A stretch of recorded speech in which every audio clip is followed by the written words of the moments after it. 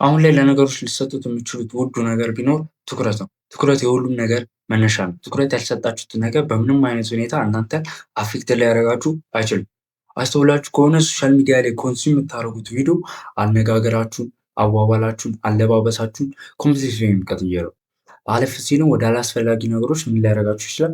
ሊያስገባችሁ ይችላል። ዛሬ ላወራችሁ የሚፈለግኩት ነገር ምንድነው? አቴንሽን እንዴት ማኔጅ ማድረግ እንደምንችል፣ አቴንሽናችን እንዴት ማኔጅ አድርገን ሞር ወደሚያስፈልገን አቴንሽን መስጠት ወደሚያስፈልገን ነገር እንዴት ልንሰጥ እንደምንችል ላወራችሁ ነው። ይህንን ስል ሶሻል ሚዲያ ላይ አቴንሽናችንን መገደብ ማኔጅ ማድረግ ብቻ አይደለም፣ ሌሎች የሆኑ ፓርት ኦፍ አወር ላይፍ ላይ አፕላይ ልናደርገው የምንችለው ነው ማለት ነው።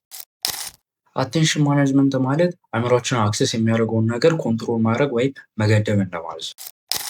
ይህንን ለማድረግ የተለያዩ ሜተዶች ሲኖሩ የመጀመሪያው የሚሆነው አንድን ነገር በትክክል ታርጌት ማድረግ ነው። ዝም ብላችሁ ተነስታችሁ አጠናለሁ ማለት ሳይሆን ያለባችሁ ለ30 ደቂቃ ይህንን 3 ገጽ በትክክል አነባለሁ ትላላችሁ። ይህንን በምታደርጉበት ሰዓት አእምሯችሁ የምትሰሩትን ነገር ጠንቅቆ ያውቃልና አላስፈላጊ የሆኑ ሀሳቦችን በማሰብ እንዳይደክምና ኢነርጂ ሉዝ እንዳያደርግ ያደርገዋል። እንዲሁም ዲስትራክትድ ሳይሆን ለረጅም ሰዓት እንዲሰራ ያደርገዋል ማለት ነው።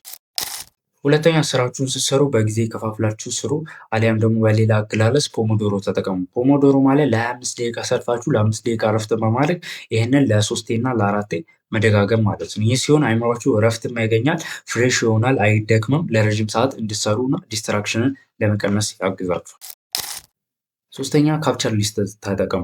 ድንገት የሆነ ስራ እየሰራችሁ አንዳንድ ሀሳቦች ይመጣላችሁ። ለሰው ቴክስት ማድረግ፣ የጠፋባችሁን እቃ መፈለግ፣ የሆነ ነገር ሰርች አድርጎ ስለዛ ነገር ሞር ማብራሪያ ማወቅ ሊሆን ይችላል። ይሄ ነገር በሚመጣበት ሰዓት ያንን ነገር ካላደረጋችሁ ብዙ ጊዜ አይምሯችሁ አርፎ አይቀመጥም። እዛ ምን ታደርጋላችሁ? የሆነች ጨቅ ወረቀት ላይ እነዛን ነገሮች ጽፎ ማስቀመጥ ማለት ያ ሲሆን አይምሯችሁ ያርፋል፣ ስራውን በአግባቡ ይሰራል። ያንን ስራ ካጠናቀቃችሁ በኋላ ያሰባችሁት ነገር ምን እንደሆነ እንዳይጠፋባችሁ ወረቀት ላይ ስለያዛችሁ ከዛ በኋላ ማከናወን እንድትችሉ ያደርጋችኋል ማለት ነው። አራተኛው የሚሆነው ከፍተኛ ኤነርጂ የሚኖሩበትን ሰዓት ተጠቀሙት። ያ ማለት ከባባድ የሆኑ ታስኮችን ወይም በጣም አድካሚ የምትሏቸውን ታስኮች አይምሯችሁ ሻርፕ በሚሆኑበት ሰዓት፣ ኤነርጂያችሁ ሃይ በሚሆኑበት ሰዓት ከውኑት እንደማለት ነው። ያ ማለትም በግልጽ አማርኛ ጠዋት ላይ ከባባድ የሆኑ ታስኮችን ስሩ እንደማለት ነው። ያም አይምሯችሁ ሻርፕ የሆነበት ሰዓት ነው ማለት ነው። ለምሳሌ ያክል ትምህርት ቤት የጠዋትና የከሰዓት ክላስ ኮምፕሊትሊ የተለያየ። የጠዋት ሲሆን ምንድነው ንቁ ናችሁ፣ ሞር አክቲቭ ናችሁ፣ ነገሮችን ለመከወን አቢሊቲው አላችሁ ማለት። ከሰዓት ሲሆን ግን የዛ ተቃራኒ ነው። ስለዚህ ከባባድ ታስኮችን በጠዋት መከወን ያ አእምሯችሁን እንዳይደክም ያደርገዋል። ሲቀጥል ደግሞ ጠዋት ላይ ነገሮችን ማሸነፍ ቀናችሁን ያሳምርላችኋል ማለት ነው። አምስተኛውና የተለመደው ደግሞ ዲስትራክሽን መቀነስ። ያ ማለት ኖቲፊኬሽኖችን አጥፉ። የሆነ ስራ ስትሰሩ ስልካችሁን ከራሳችሁ ጋር አርጉ። ዲስትራክሽንን በተሻላችሁ መጠን መቀነስ ያስፈልጋል ማለት ነው። የኖቲፊኬሽን ሳውንድ ባጠፋችሁ ጊዜ ምን ያክል ሶሻል ሚዲያዎች እንደሚጨቀጭቋችሁ ታያላችሁ። የእናንተ ገብቶ እዛ ሶሻል ሚዲያ መጠቀም እነሱ ጋር የሚያመጣው ትልቅ ለውጥ አለ። ለዛ ነው በየጊዜው የሚጨቀጭቋችሁ ማለት ነው። ስለዚህ ኖቲፊኬሽናችሁን አጥፉ።